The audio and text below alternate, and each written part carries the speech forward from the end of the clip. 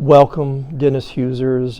Thank you so much for sharing your story of Hurricane Audrey back in 1957. This is our project for DevDoc Theater, and I just want to, tell people stories and preserve history. So I appreciate you sitting down with me, and hopefully for future generations, they'll all understand a little bit more about that experience.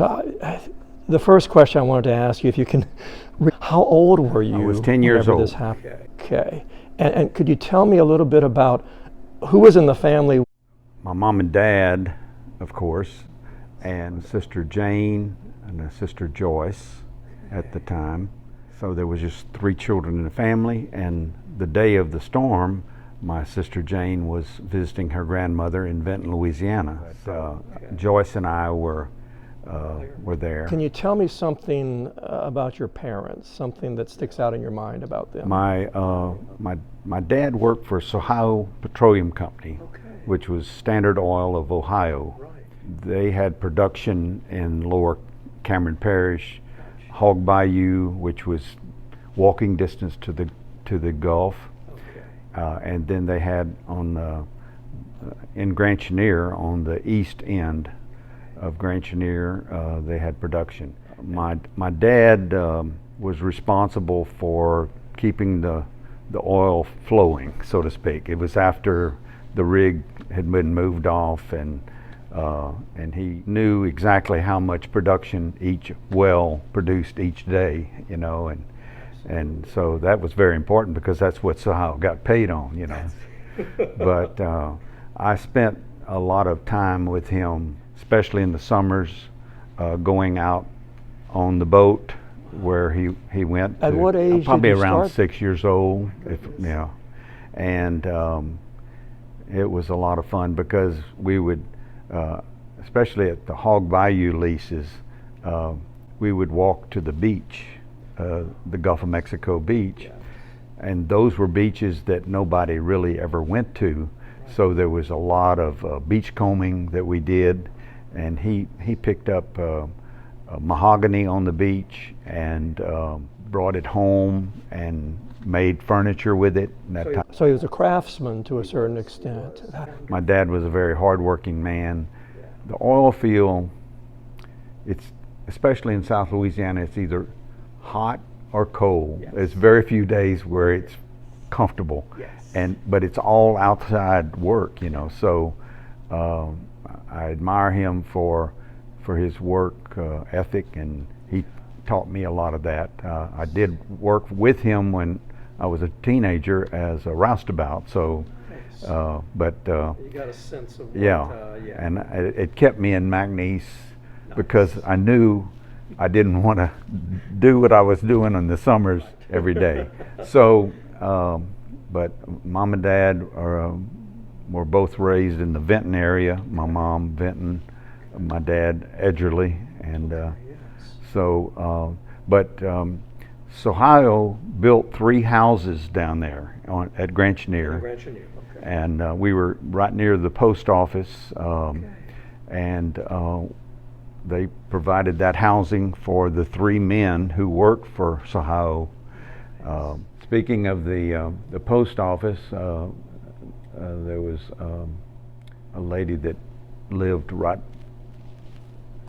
I'd say 100 yards from us or less, who was postmaster, postmistress, I guess you'd say. And in the summer months, she would allow me to come in the post office and dump the bags and start help them with a little bit of the sorting of mail. Let's see, Nunez was her name. Okay. Yeah. There's a lot of Nunez's in Yeah, the area. that's correct. South That's great. Louisiana. Yes, Yeah, very. and beautiful gingerbread. Oh. She would, after I'd finished my Love little, gingerbread. yeah, And she would treat you. she would with, treat me with gingerbread.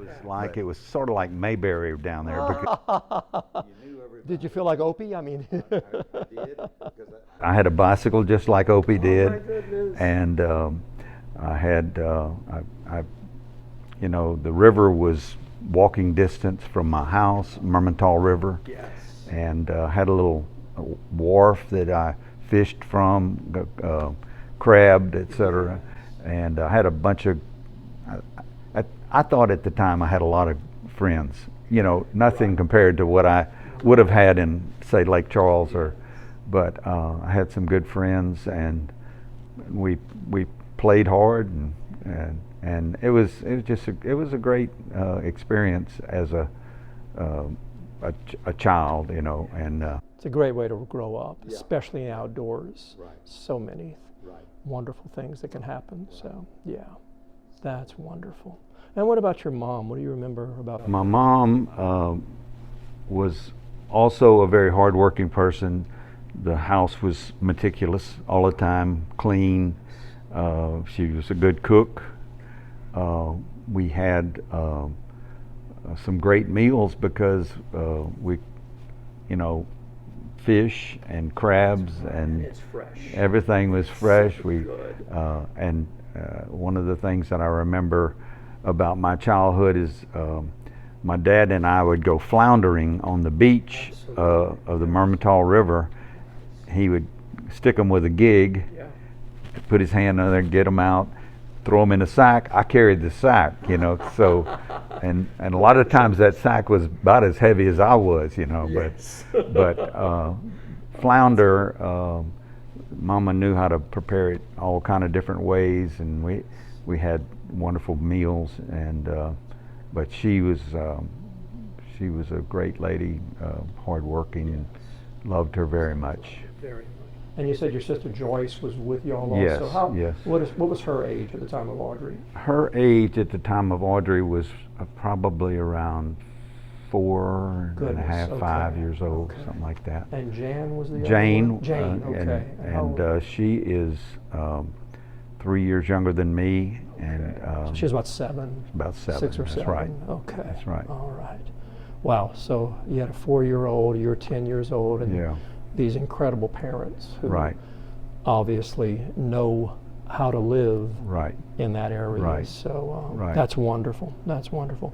One of the things that was that I wanted to mention too, Charles, is that I had a friend in Grand Chenier, African American man named Josh, who kind of helped me with my wharf, and you know, and he, I don't know why he paid attention to me, but he did, and it was I probably wouldn't have enjoyed some of the child life that I did without his his. Did he And I don't. build your wharf, or did he help you? Well, that's what I remember, is that he helped me, and of course I was 8, 9 years old. I don't know how much I could do on Right. I think he probably did way more than Yes. you know, but That's wonderful. he was a neat guy. And what happened? Did he make it through Audrey? I can't tell you what happened after that. I don't remember, or I just remember him and I being friends back then, you know. For And Audrey. yeah, Okay. but Well, bless nice that. guy. What do you remember about the preparation for Audrey once y'all were aware that she was coming? What sticks out in my mind most was the conversation that my parents were having with other adults, of course, in the area. And the plan was that we were going to leave the next morning. Right. The forecast was for the storm to hit later than it did. But when we woke up the morning of the storm, there was no way we could get out of there. We had water everywhere. But I don't recall, you know, boarding up of windows and that type of thing. I'm sure there were preparations that were made that I that I can't remember or wouldn't. Now, the 3 houses you talked about that the company provided, were they in the same area? Were they neighbors? 1, 2, 3. Right there, okay, all right. So y'all were conversing, or your parents were conversing with them? With those people, that's Absolutely. correct. Okay. Plus others in the area, our street, or Yes.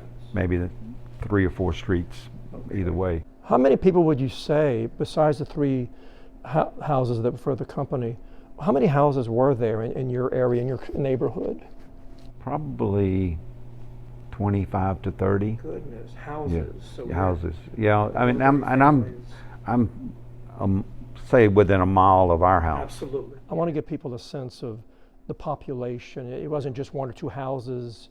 That was a community there. It was a village. Yes, and what I grew up in Grand Chenier is totally different than what you see today when you drive through there, because the number of storms that have just wiped people out made them have to move really to higher ground. Yeah, that's a shame. At least you got to live a really special time in your childhood with a lot of wonderful, hardworking people. Good. Okay, so what can you share about the actual experience? What's the first thing you noticed that, or do you remember when you said, okay, here it comes? How did your parents prepare y'all for that? The morning of the storm, the morning of June 27th, 1957, the first thing that I can remember that really was scary was the wall of marsh grass, say logs. I don't know what all was in that wall that was just on the edge of the ridge that ran. You know, Grand Chenier Ridge runs east and west. Yes. And of course the Gulf was... So that was between your house and the Gulf. That's correct. Is that right? That's Okay. correct. It was south of our house about maybe 200 yards, and you know, there was water, and then there was water coming down our street at a fast pace. Yes. And there was water coming. We had a little sidewalk that ran horizontal to our home, and there was water, and I remember little fish swimming. I had a little heifer that I was trying to raise that was standing out in the water, a little cow, right. Yeah. And she was given to me by my one of my relatives in Benton who had a dairy, and that little calf was actually, I think, going to make it, you know, but that was her last day, because the last time I saw her, she was water up to almost to her neck, you know, and so I saw that, and then of course so our house was the first house on the right or south. Okay. So we headed over to the second house, gotcha. Which was Mr. Muller, okay. Mr. and Ms. Muller, and Mueller. Okay, absolutely, yes. And I think he was originally from Arkansas, if I'm remembering correct. It was Arkansas, Missouri. You know, we locked the house up tight and everything when we left it, and as we were walking, the water was getting deeper, you know, getting deeper. Y'all were walking from one house to the other. Yeah, it was, and it was water everywhere, and it was coming up, and there was a shell road that ran. That was our street, was a shell road, and the water, it was lower than the ground around it. The torrent there was pretty unbelievable. Okay. I saw my dad. Well, there was an elderly lady that lived across the street, Mrs. Jones, and my dad went across that torrent of water to rescue her and bring her across the street to be with us. And that was a little scary watching that happen, because it was tricky. I remember my mom and Ms. Muller trying to keep the floors dry with mops, and right, that was hopeless. You know, that was, it was quite something, the amount of water that was there, even at an early time of the day, even before really high winds had started. You know, the water came first, and then y'all stayed there at that house? Yes, we did. We did. Okay. They did things like take the doors off of the hinges, put the doors up in the attic on the 2x that were up there, beams, yes. yeah. So for us to sit on, because they knew we were going to have to go up. There at some point. Yeah. And then the other thing they did was chop holes in the floor to keep it from floating. Oh, goodness. And that's the kind of things that I'm telling that I remember that I think made a huge difference Right. in our lives being saved that day, because the Mermentau River ran sort of east and west on north of where we lived. Yeah. And if that house had blown in or floated into the river, then Yes. we would have probably perished. So you had the Mermentau behind you and the Gulf in front of you. So, yeah, that's pretty scary moment. So that they broke holes in the floor so the water would not have the power. It would just sink into the hole and not have the power to move, as so many houses were moved. The holes in the floors caused that water to be at a constant level of above the light switches in the house that we were, in the house that we were in. Yes. They took a chance that was the right thing to do, which, in the heat of the moment. Right. But it could have been a different outcome if the water had gotten. And let me continue that by saying, I mentioned earlier that our home, the one just south of the one we were in, Yes. had been locked up tight. Well, it started floating. What it did was hit the house we were in and caused that house to start floating. Fortunately for us, the house we were in lodged against a huge oak tree and a corner fence post, which was a big chryso. And that tree, by the way, is still there today. That's amazing. So that's on the east part of Cameron Parish, Grand Chenier, right by the Mermentau, and there's a large oak tree there that pretty much saved y'all and from floating off. And We were lodged against that tree and that corner post, the entire day. It got so they could knock a hole in the eave that was facing north. Now the wind was blowing from the south, right. Yeah. So that hole gave us some daylight, a little, and I think they're thinking, and nobody ever told me this, Daddy didn't tell me this, but I think that the reason they cut that hole in the side of the, in the eave, Yes. Yes. was to give an opportunity. If that water got too high, they could an escape route. Yeah. All day long, the winds were just, who knows? I don't remember it was a very strong storm, as you can imagine. 500 people died that day, I believe it was. Yes, over 500. Yeah, and but these three little houses that Southwest built down there were prefab, so they were hauled in, Yes. wall by wall, Yes. and structure. All the structures were bolted together. So what we heard all day that day was me. The wind was moving that. But Charles, and looking back on it, I'm thinking that those bolts did a better job than nails would have done.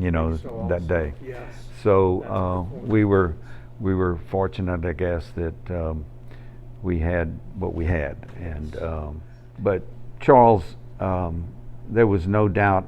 I just did not see how we were going to make it out of that situation. You remember feeling like, okay, this yeah, is, this is not going to be good at all. And frankly, I thought that was going to be our last day. But God provided some shelter and some people that got together and worked to make it happen and prayed to make it happen. Yeah, you mentioned something about a rosary in your mom. My mother had her rosary with her, and that was the only rosary in the attic that day, and most of the people in the attic with us were Catholic, and the rosary was passed around all day long, and you know, I had a headache. Just, I think it was nerves, and my mom kept telling me, Dennis, just keep praying, and I'd say, Mom, I'm tired of praying, you know, and I still have that rosary, by the way, so, and I'm very grateful that I have it. But well, it's a day that it's hard to describe because there were so many different emotions and so many times where you thought, is this ever going to end, you know? But by the next night, by the night of the 27th, was there? The water was high, but the wind had died down. Gotcha. And I remember my dad taking me on his shoulders and going to a two-story house that was not far away. So that and that house is still there, by the way. The location of our house was 1 block from the Grand Chenier Park. Now, the people in the two-story house, were they with y'all, or they were in that house? That's correct. So you and your father went to bring them over? And then he brought my sister, of course, and my mom, and we spent the night of the 27th in the two-story house. Okay. And then the next morning, I'm not sure how communications with his company were established, but they flew in a amphibious plane that landed on the Mermentau River, and we took us to Lafayette that day. And then at my mom's family in Vinton took us in for after that to help us out a little bit, and then after the storm, my dad was going back down to there to get the production going again, working, and we stayed in Vinton for at least a year while they were rebuilding our homes in Grand Chenier. The company was. Now, one of the things that I did not mention about our house, but it lodged against some trees on the bank of the Mermentau River, and so all day that day, water just gushed through there and damaged furniture, photographs, everything that. Yeah. Besides the rosary, was there anything that? There were some furniture items that that we were able to save. My dad had a Ford.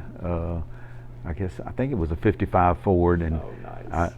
The garage of our house, which was a separate building, landed on top of that '55 Ford, and it was a total loss. 1957 was a tough year for my mom and dad with that, having lost furniture and you know, photographs. You know, you can replace furniture, but photographs, after they're in mud and water, it's and they got another automobile and everything. Now, my mom was pregnant at the time of the storm, and my youngest sister Judy was born in November of that, November the 3rd of that year, and she was born with a congenital heart defect. She had little blue lips, blue fingernails, and she was very sickly. The doctors didn't think she would live very long at all, and because of mom and dad's, the care that they gave her, she lived to age 24, you know, and but to this day, I can't help but believe that mama was affected by the trauma of June 27th, 1957, when she was carrying Judy, you know, and but she Judy was a little fighter, I tell you. Even went to McNeese, you know. Graduated from LaGrange. So my point being that, you know, on the heels of the storm and all this hectic sort of life that we had on the backside of the storm, and then Judy comes sick, you know, and all of this not only affected, you know, I guess you could say the morale of the family, but the, you know, the financial piece of it was devastating for Mom and Dad. Did y'all stay? How long did y'all stay in Grand Chenier after? Did y'all move anywhere else? Or? Yes, I was okay. So I was 10 when the storm hit. Seventh grade was my first year back here in Lake Charles. Right. It was an interesting time that following.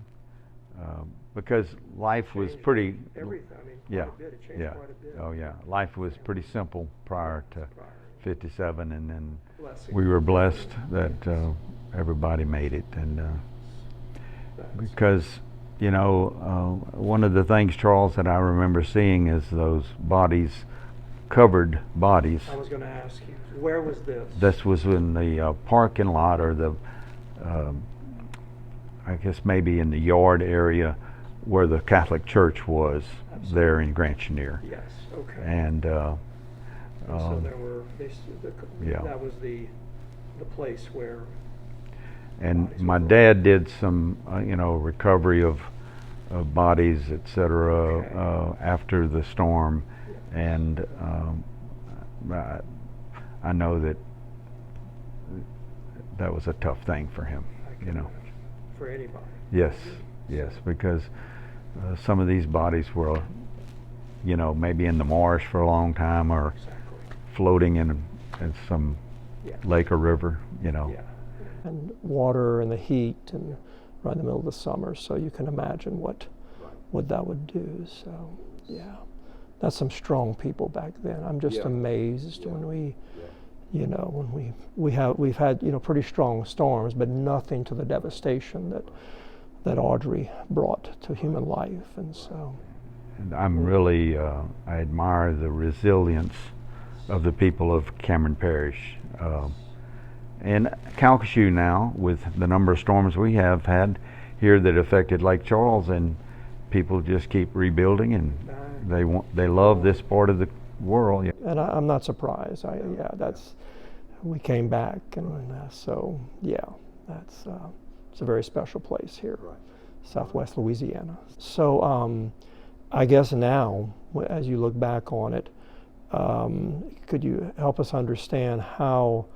You gave us a little sense of it, but how that experience shaped who you are today. And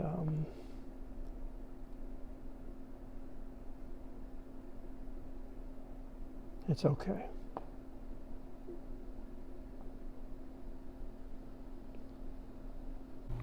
Well, I think what I learned from is, you know, you really can't take for granted that every day is going to be like today, because things can change so quickly, and you know, life is very precious, and you know, it's been a long time ago that it happened, but it was very traumatic experience for a 10-year-old boy, you know. Yeah. Do you find that talking about it in some way helps? I do. I don't mind at all telling the story, you know, okay. And because, like I said earlier, my dad was such an important person that day for all of those people that were in that attic, you know, to their survival, you know. So, you know, the things that they did, like chopping holes in the floor, who would have, you know? Yes. I never would. Yeah. I guess he had an engineering aspect to his yeah, training. working in the oil field you learn a lot about a lot of things. You're a problem solver pretty That's much, right. and so you That's just, right. okay, here's the problem, and Right. let's do what we need. And the doors up in the attic to kind of help people, I mean, that's brilliant. Can you imagine how much more comfortable that was sitting on a door than sitting As opposed on to a a 2x4, 2x4, yes. 2x6s or whatever, For several hours. on edge, Yes, you know. yes, that would not be pleasant. Right. So, but you know, it's just, I think that God allowed me and the other people that lived through it,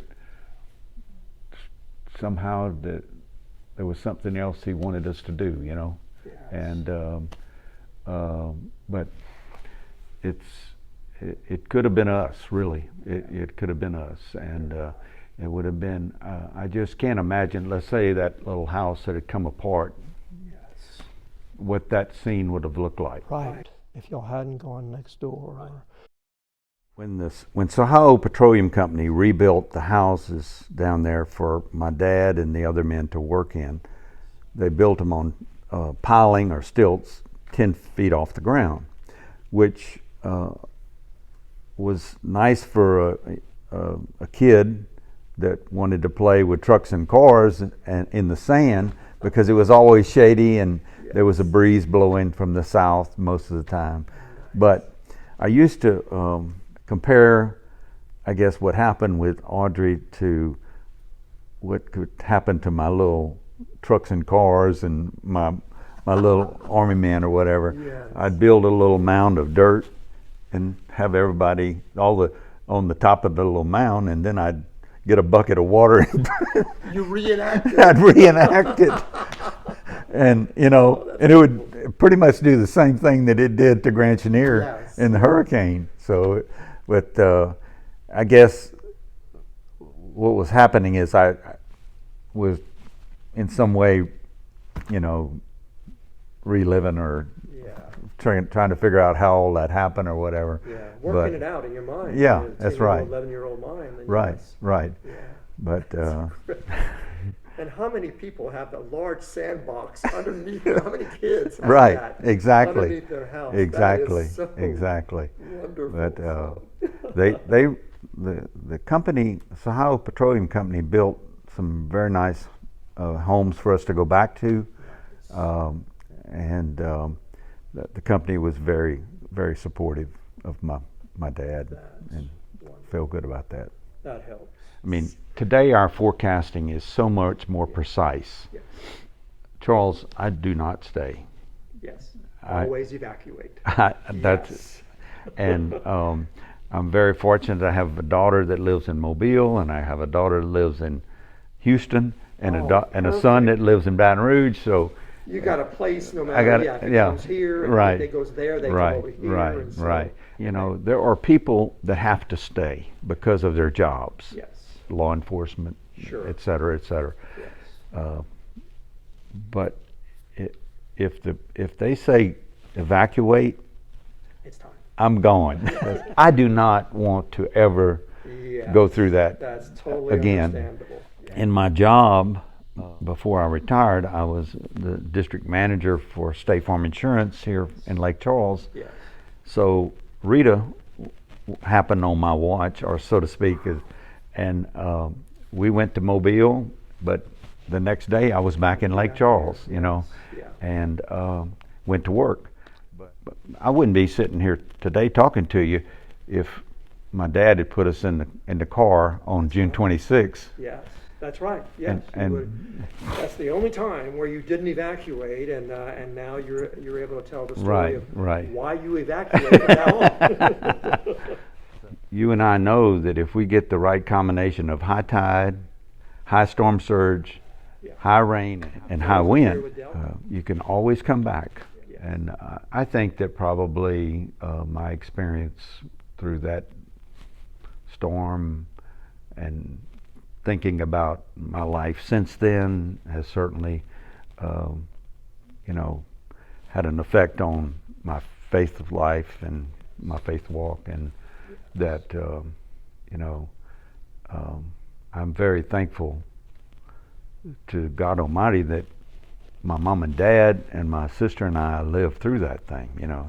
So it's it's it's with a thankful heart that I'm here talking to you today about it. You know, And I can tell.